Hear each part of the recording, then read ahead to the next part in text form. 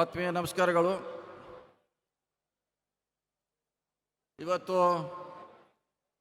ಮಾಲೂರು ವಿಧಾನಸಭೆ ವ್ಯಾಪ್ತಿಯಲ್ಲಿ ನಡೆಯುತ್ತಿರುವಂಥ ಕರ್ನಾಟಕ ಸರ್ಕಾರದ ವಿವಿಧ ಕಾರ್ಯಕ್ರಮಗಳ ಉದ್ಘಾಟನೆ, ಭೂಮಿ ಪೂಜನೆ ಕಾರ್ಯಕ್ರಮದ ನೇತೃತ್ವ ವಹಿಸಿಕೊಂಡಂಥ ಈ ಭಾಗದ ಶಾಸಕರು, ಆತ್ಮೀಯರಾದ ಸನ್ಮಾನ್ಯ ಶ್ರೀ ನಂಜೇಗೌಡರವರೇ, ಈ ಕಾರ್ಯಕ್ರಮದ ಉದ್ಘಾಟಕರು ಆತ್ಮೀಯರಾದ ಸನ್ಮಾನ್ಯ ಶ್ರೀ ಡಿ.ಕೆ. ಶಿವಕುಮಾರ್ಜಿ ಅವರೇ, ವೇದಿಕೆ ಮೇಲಿರುವಂಥ ಎಲ್ಲ ಸಚಿವ ಸಹೋದರಿಗಳೇ, ಶಾಸಕ ಮಿತ್ರರೇ, ಎಲ್ಲ ಹಿರಿಯ ಅಧಿಕಾರಿಗಳೇ, ಇಲ್ಲಿ ನೆರೆದಂಥ ಎಲ್ಲ ಆತ್ಮೀಯ ಬಂಧುಗಳೇ, ಮಾಧ್ಯಮದ ಮಿತ್ರರೇ, ಇವತ್ತು ವಿಶೇಷವಾಗಿ ಮಾಲೂರು ತಾಲೂಕಿಗೆ ಸುವರ್ಣಾಕ್ಷರದಲ್ಲಿ ಬರೆದಿಡುವಂಥ ದಿನ ಅಂತ ನಾನು ಭಾವಿಸ್ತಾ ಇದ್ದೇನೆ.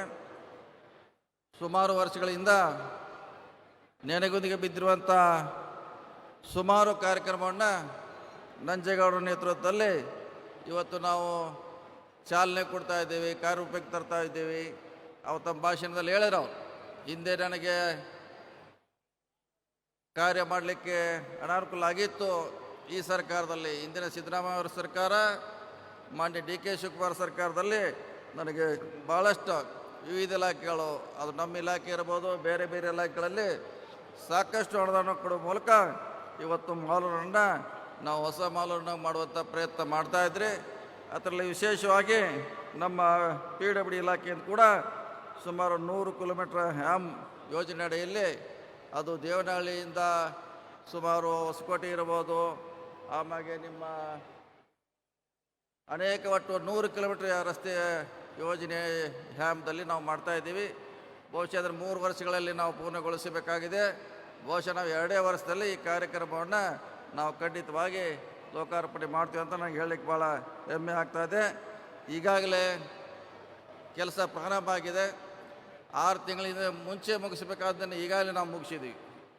ಸೊ ಹೀಗಾಗಿ ಖಂಡಿತವಾಗಿ 2 ವರ್ಷಗಳಲ್ಲಿ ಈ ರಸ್ತೆಯನ್ನು ಈ ಭಾಗದ ಜನರಿಗೆ, ಅದು ತಮಿಳುನಾಡು ಹೊಸರಿಗೆ ಹೋಗ್ಲಿಕ್ಕಿರ್ಬೋದು, ಇಂಡಸ್ಟ್ರಿ ಸಾಕಷ್ಟು ವಾಹನದಟ್ಟಣೆ ಕಡಿಮೆ ಮಾಡುವಂಥ ಪ್ರಯತ್ನ ಇರ್ಬೋದು, ಇದನ್ನೆಲ್ಲ ನಾವು ಮನಗೊಂಡು ಸನ್ಮಾನ್ಯ ನಂಜೇಗೌಡರು ಹೇಳಿದ್ರು, ಈ ಭಾಗದಲ್ಲಿ ಫ್ಲೈಓವರು ಮತ್ತು ರಸ್ತೆ ಆಗಲಿಕ್ಕೆ ಭಾಳ ಅವಶ್ಯಕತೆ ಇದೆ.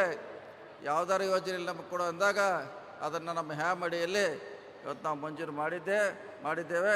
ಅದನ್ನು ಆದಷ್ಟು ಬೇಗ ಇಲ್ಲಿ ಕೊಡುವಂಥ ಪ್ರಯತ್ನ ಮಾಡ್ತೀವಿ. ಜೊತೆಗೆ ಹಲವಾರು ನಮ್ಮ ರೆಗ್ಯುಲರ್ PWD ಕೂಡ ಮಾಲೂರಿಗೆ ಹಲವಾರು ಗ್ರಾಂಟ್ಗಳನ್ನು ಕೊಡೋ ಮೂಲಕ ರಸ್ತೆ ಇರ್ಬೋದು, ಸೇತುವೆ ಇರ್ಬೋದು, ಅನೇಕ ಸರ್ಕಾರಿ ಕಟ್ಟಡಗಳನ್ನು ಕೊಡುವ ಮೂಲಕ ಇವತ್ತು ನಮ್ಮ ಇಲಾಖೆ ಮಾಲೂರಿಗೆ ಸಾಕಷ್ಟು ಅನುದಾನವನ್ನು ಕೊಟ್ಟಿದೆ.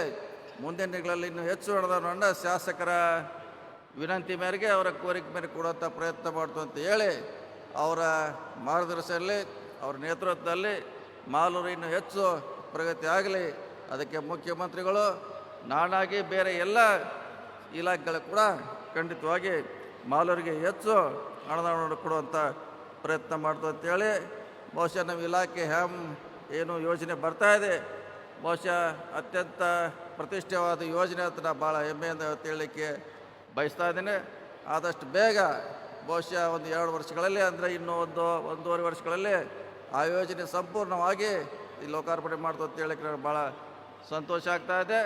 ತಮ್ಮೆಲ್ಲರ ಪ್ರೀತಿ ನಂಜೇಗೌಡ ಮೇಲೆ ಇರಲಿ.